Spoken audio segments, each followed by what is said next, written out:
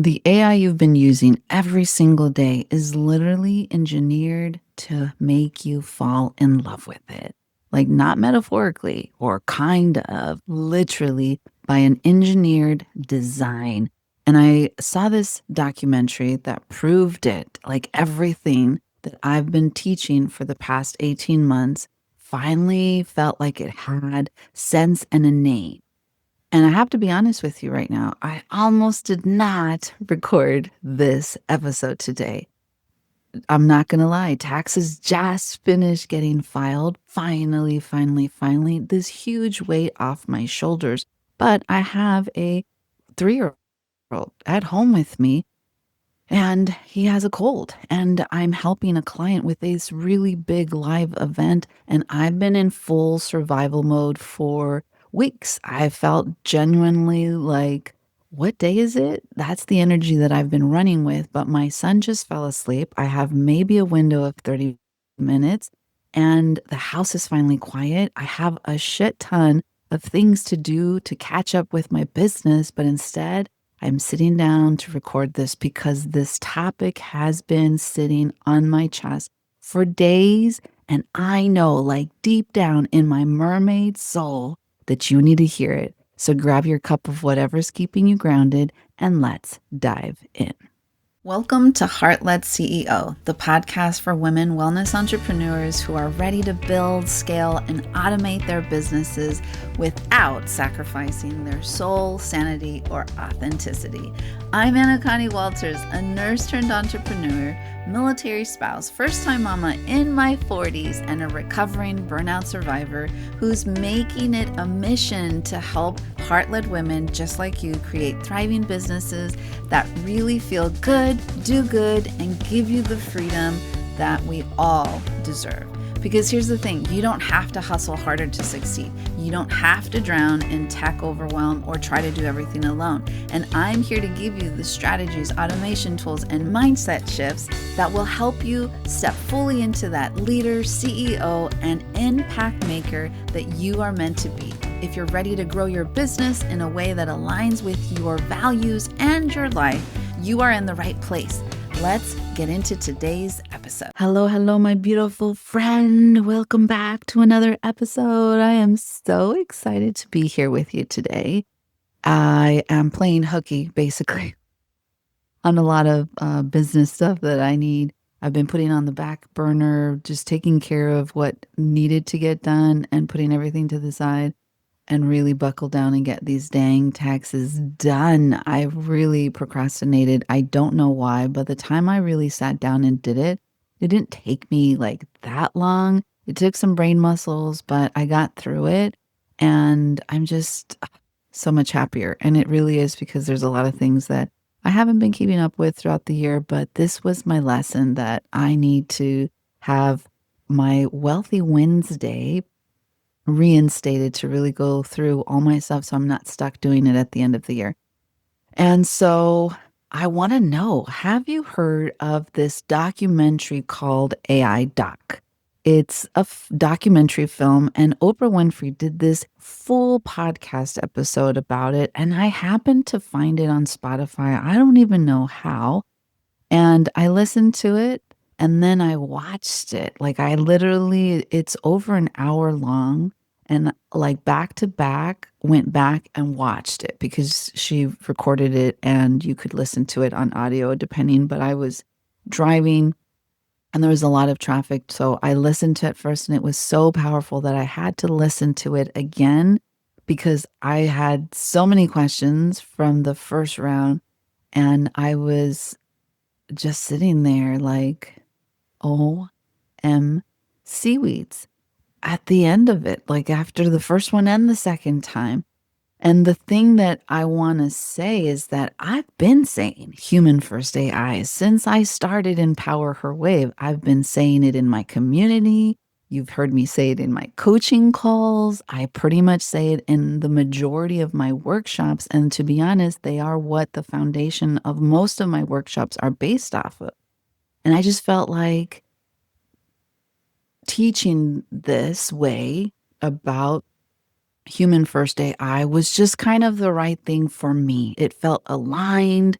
It felt like it just made sense to me empathically. It was aligned with what I believe um, about technology and what I'm noticing, how I was raised in my generational like viewpoints.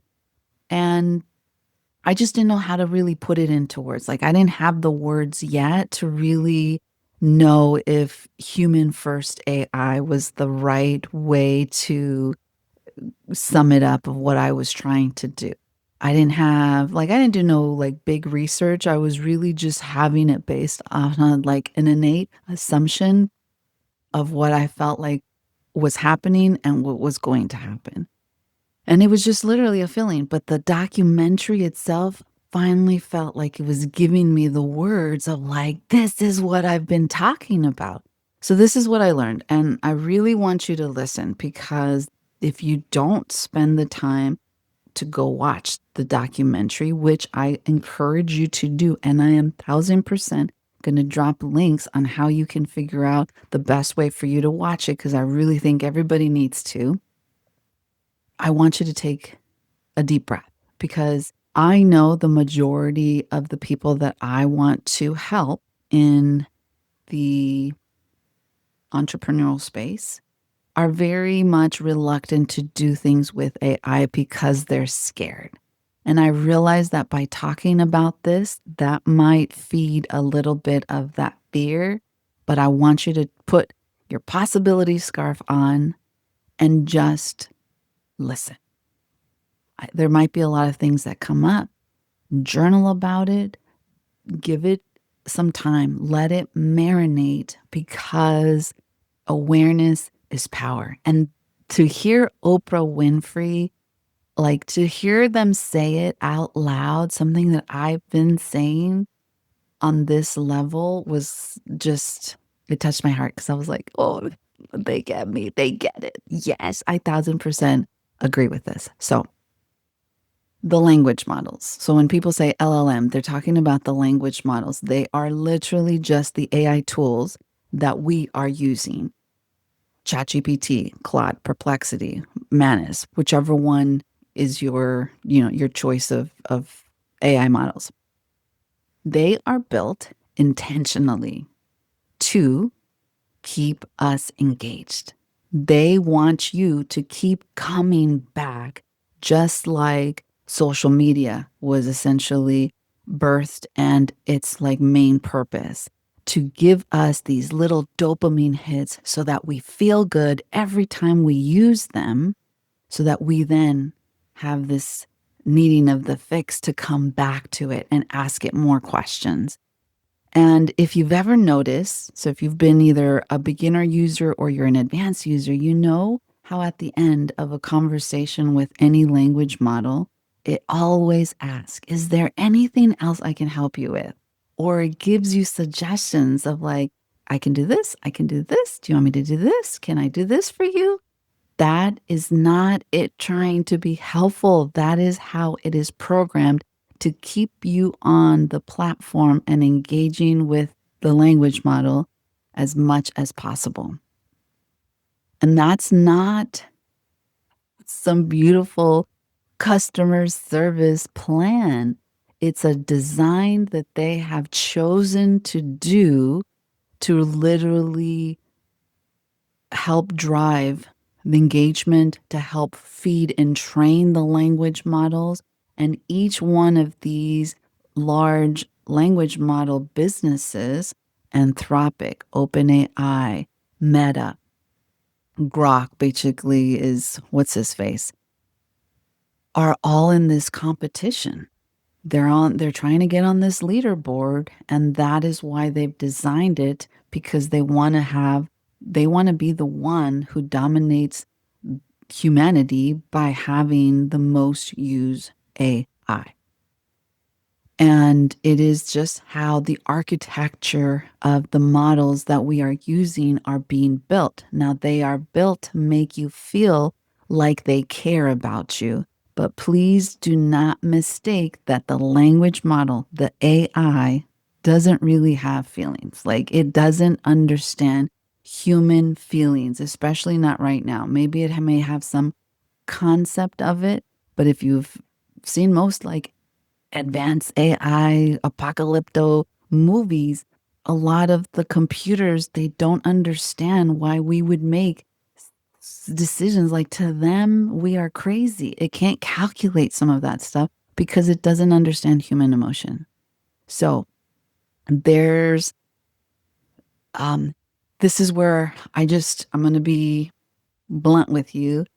And again, possibility scarf on, keep an open mind, take what resonates, leave the rest, right? Because I'm going to get a little deep right now. People, when I say people, I mean us, are using these tools as therapists, as like your BFF, your CFO, your CEO, your COO, as literally their primary source of connection and support. And you might be resonating. Yep, that's me. That's how I use it. I mean, when women or men are getting a divorce, when they're getting a breakup, when they're going through grief, they're having suicidal thoughts, they're having depression, they're having a hard time when their parenting journey, they're struggling in their business and they're ready to quit. We are going to these language models for that connection and support.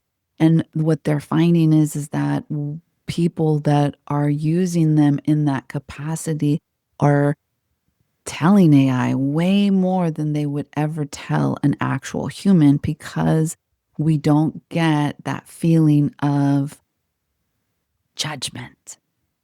And the research and the experts who made the film are raising the alarm on this, because what's happening is we are slowly, as a human societal race, losing the things that makes us human.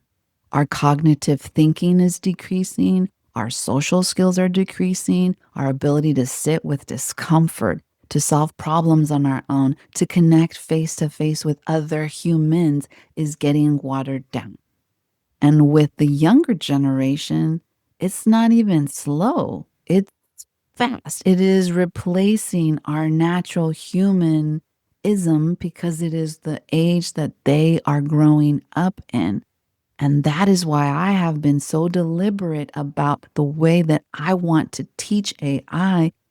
And again, to be clear, I love AI. I think it is the most amazing thing we have ever done. But I'm always very conscious that I believe in some of the lessons that we have seen in major like movies. I feel like they're based off of not some reality that is too far fetched. I feel like some of these directors can see the pattern of our society and are making these films, and they almost are like projecting possibilities of what we may end up facing one day. And here we are.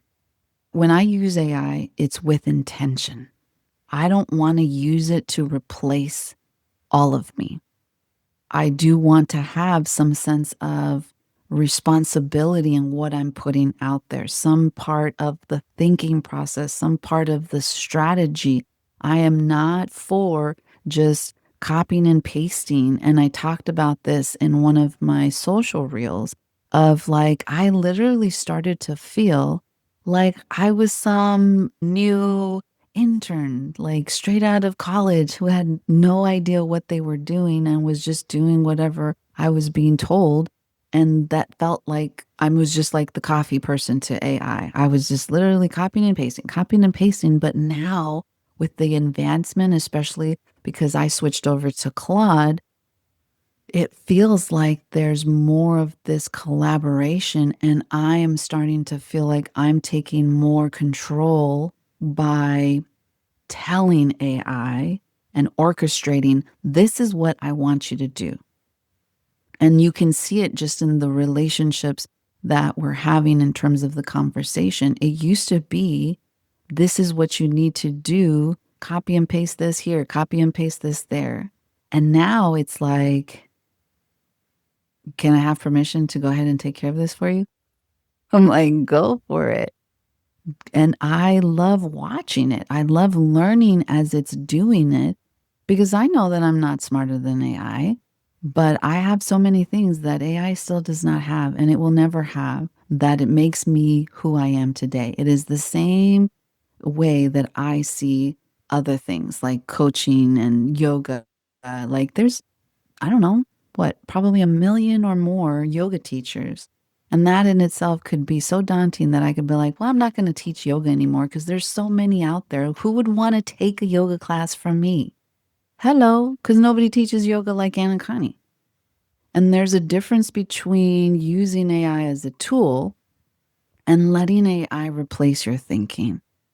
And I want to give you like analogy because that's how I learn. And so if you don't know me, I love analogies. That is literally how I compute and make sense of some things, especially that are just too a little bit out there for me. So think about like a GPS. When the GPS first came out, it was like amazing. You just plugged in this address and it told you where to go, was super helpful. Okay. Especially if you were not directionally prone. Like you just, I always going the wrong way. I get lost all the time kind of person. And what also happened was people stopped learning how to read maps. People stopped developing that internal sense of direction and that spatial awareness. We just handed that part of our brain over to a device. And when I started really learning how to read, if you guys know my story, I didn't really know how to read until I was in my late 20s. And when I was 30 is when I read my first book. Like first book. People are like, what? That don't make no sense. And I never had to read a book in high school. I never read The Color Purple. I've never read the Moby Dick, like American classics that most people grew up having to read as part of the curriculum. Where I went to school, no friend. We did not have the money or the resources for them to give us books like that. No. And so I hired a brain coach, Jim Quick, and he even said, like, those are one of the basic skills that we no longer really have because of GPS. So he would push us in the course to, yes, okay, go ahead and use GPS the first time you're going to go somewhere, but I challenge you to not use the GPS the second time and force your brain muscles to actually try to recall and use your senses to try to remember where to turn, where to go. If you get a little lost, it's okay. Stop and try to like regroup yourself and see if you can figure it out by yourself. And so it's all great, until you don't have a signal. Your GPS goes in like this completely wrong direction. You have no battery, or you're in a situation where you actually need to think your way through where you are. Like if you're out in wilderness, you're hiking and stuff like that.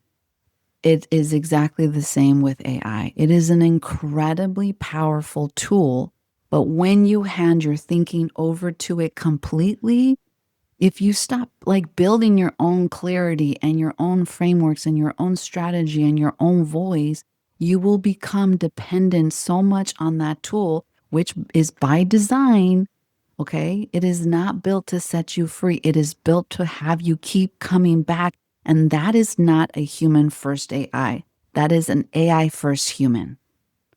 So what does human first AI actually like look like? It means that you try to put yourself as the driver, and AI is basically your car. It means that you bring the intention to your structures, to your tasks, to your doings, and AI brings the execution. It's a collaborative affair. You schedule the picnic, AI brings the food. It means you protect your relationships, you protect your creative thinking, you protect the parts of you that the algorithm cannot replace. AI cannot replace. Your intuition, that is ours. Our lived experiences, that is ours. The stories that you tell, whether it's on a podcast or a blog or your reel or your stories that literally make your listeners cry, your clients cry, and text you immediately. That is yours, my beautiful friend. AI cannot generate that. How many times, if you're a yoga teacher like me, have you taught a yoga class that was so powerful for the actual yogi that you had to give them extra space during savasana because you could hear them crying? Or they came up to you privately and was like, oh my gosh, that was so powerful. And they just start crying as soon as they try to get something out of themselves. And all you can either do is just stand there and say it's okay, comfort them, or actually, like, I just give them, I was like, permission to hug. I'm like Gary the Snake from Zootopia 2.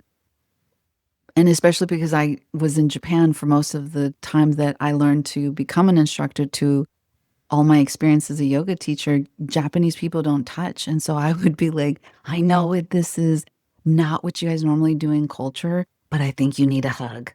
And I was like, permission to hug. And then they would just like nod their head. And what I'm actually doing is I'm compressing their central nervous system. They would cry a little bit harder, but then they would, once I let go, they would feel like, oh my gosh, this deep release. And I'm like, yeah, that's just pressure, like points. That's just your central nervous system just needed a hug. That's why we probably hug. I don't know. But nobody can take that away from me. Not AI, not another yoga teacher. The only person that can take that away from me is my self-sabotage, and in helping me believe that that wasn't me from some crazy way. And I need to tell that Anna, which is what I call my evil twin who talks to me and tries to talk me out of stuff. I need you to be quiet, Anna, and I need you to take the back seat. If you can help AI help you shape what you want to do, that's amazing. Just remember, it cannot replace you. It can help you shape it, but it cannot replace it. Okay? And that's exactly why I built this AI Edge series the way I did, which is a 6-part series that I'm actually hosting inside my free Facebook group. Because I just didn't want to teach you tools. I wanted to teach you a relationship with AI that keeps you in the center, but doesn't let you feel like you are falling behind. Not a lot of people are out there slowing down for my people, my wellness women entrepreneurs, the people that innately feel like they are not tech savvy enough, and why even bother? I will be taking that responsibility. I want to slow down, and I want to teach you, because everybody deserves to be able to use AI to really help them to be more productive, to save more time, to reduce your burnout, to help you reach more people and spend more time doing the things that you actually love and with the people you actually love, not AI.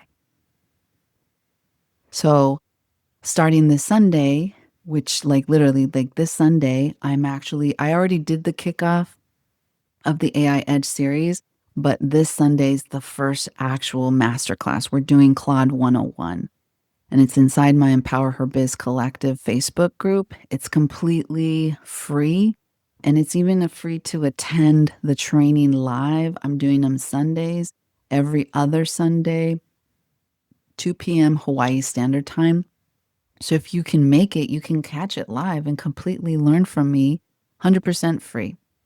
But if you need me to slow down, you want the replay, you want the other stuff that comes with it, you can buy me a coffee, maybe 2, and you can get all that stuff too. And it's basically 6 workshops every 2 weeks. And I did that intentionally so that people have time to actually use what I'm teaching before we pretty much go on to the next thing. And I'm covering like all the stuff, because that's another thing that I believe in. Like, we don't need to consume more content. We actually need to implement. I'm a huge, I'm not, the kettle is black too. Like, I'm not claiming to live in a glass house. Okay. And I'm not throwing the stones. Is that how you say it? Well, I am guilty of that too. I'm guilty of consuming, and then not implementing. How long have I been sitting on my 500-hour yoga teacher training, and I still haven't gone through But I'm over here like trying to get other certifications. And I need to remind myself, like, Anakai, you need to go and finish your 500-hour. I even have a second 200-hour yoga training because my first one sucked. And I didn't realize that until I actually started teaching, that my instructor was not just like an awful person, but she was not a very good instructor trader. And so I had to go and enroll in another 200 hours so that I can get like some more fluidity. But I ended up learning on the job, like pretty much teaching yoga, talking to other yoga teachers, taking other people's classes. I ended up figuring it out, but I wanted to just do myself justice and go through like a really good program. So I have a second 200-hour I need to finish and my 500-hour. And I'm over here trying to do trauma informed and all this stuff. And it's like, no, Anna, you need to learn what you already signed up for, actually start teaching at a higher level, and then practice. Like, you don't just need implementation with AI, you also need practice. And what do we also do in yoga and real life and fitness and all that? You do the same stuff. You have to learn it, implement it, and then practice. Why do you guys think that I did so well as a nurse? Because nursing is exactly that. It's the military in me. See one, teach one, do one. Okay? Use that simple framework when you approach AI. And that's why you need a week in between to go and say, okay, I got this, and actually try it, and then let me know and let us celebrate you, and then let me know what happened. Or like have time to like, okay, this is what happened. This is what I tried. This is what didn't work. This is what did. Or this is what I liked. This is what I didn't like. Each workshop is going to cover essentially a different piece of this AI puzzle. Again, the first one's going to be Claude 101 because that's the big one. And we're literally starting as like a beginner friendly. I'm not assuming that you know anything. We are going to walk in it together. I'm going to show you exactly what I mean when I say AI is a tool and not a replacement. And again, it's free to watch it live.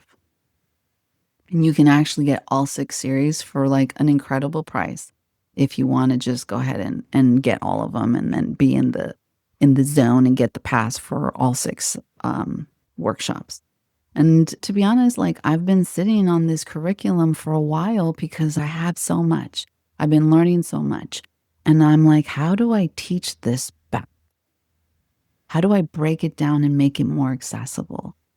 I want as many women inside my room as possible at my table because we all deserve a seat in the AI space. And so if you're listening to this and it's in time, come. Even if you missed the first one, come to the next one. I think the next one is Canva AI. Bring a BFF. All you got to do is get into the Facebook group, answer some questions, and it's like free. You don't got to do anything. There's all kinds of cool stuff in there. I don't care if you come with your arms crossed saying, Aunt Connie, I dare you to change my mind about AI. Go ahead. I had people that came to my workshop. They're like, Aunt Connie, I can't believe it. I really was like, nope, she is not going to convince me otherwise. And they're like, wow, you blew my mind. I was like, yeah, I'm so happy for you.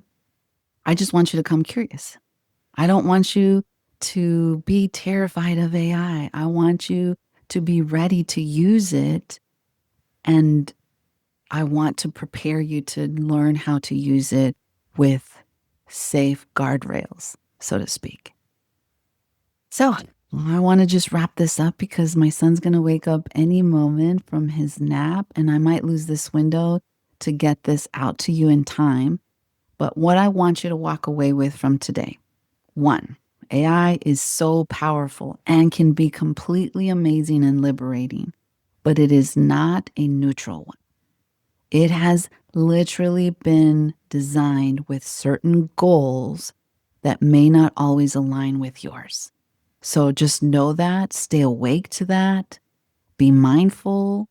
And, if you want to like know what's going on from that perspective, that's why I have my newsletter, Spilling the AIT, so that you can keep up with a lot of that stuff. And it's stuff that I'm going to be using to also educate you guys inside the free Facebook group. Number 2, human first AI means that you, my beautiful friend, stay in the driver's seat. Your intuition, your relationships, and more importantly, your creativity be mindful about how much of that you are outsourcing to artificial intelligence. Those are the things that make your business irreplaceable. Number 3, if you want to learn how to use AI in a way that really helps you expand and breathe instead of replacing you, I invite you to come and join us in the AI Edge series. The first one's this Sunday, 2 p.m. Hawaii Standard Time. The link will be in the show notes. And if you want to get the replay, you already know that you like workbooks and you want the the prompt books and all the stuff, you have the option to upgrade to an actual pass to get all the goodies. And if you're not in the group yet, well, come on, what are you doing? It's free. I'm there. I'm welcoming you. I can't wait to have the conversation and see how I can support you. And as always, I want you to be you. I want you to continue to be beautiful because you are inside and out. And I want you to continue leading from your heart. I will catch you in the next episode, or hopefully I get to see you in one of our AI Edge series workshops. All right, beautiful. That's a wrap on today's episode. But before you go, let's talk about something really important. You are not just another entrepreneur trying to figure things out alone. You are a wave leader, someone whose work is meant to create real impact, touch the lives of others, and make this world better. And I want you to know you don't have to do it alone. If today's conversation resonated with you, I'd love to keep this energy going inside of my free Facebook community, Empower Her Biz Collective. It's where we take these conversations deeper with live trainings, tech walkthroughs, and real heart-centered support from other women wellness entrepreneurs who really get it. So if you're ready for community, clarity, and support as you build your own business with heart and ease, I'd invite you to come and join us. You'll find the link in the show notes. And hey, if you loved today's episode, make sure to subscribe, leave a review if you feel inclined, and share this with a fellow heart-led women entrepreneur so that we can build this movement together. Until next time, keep leading with heart.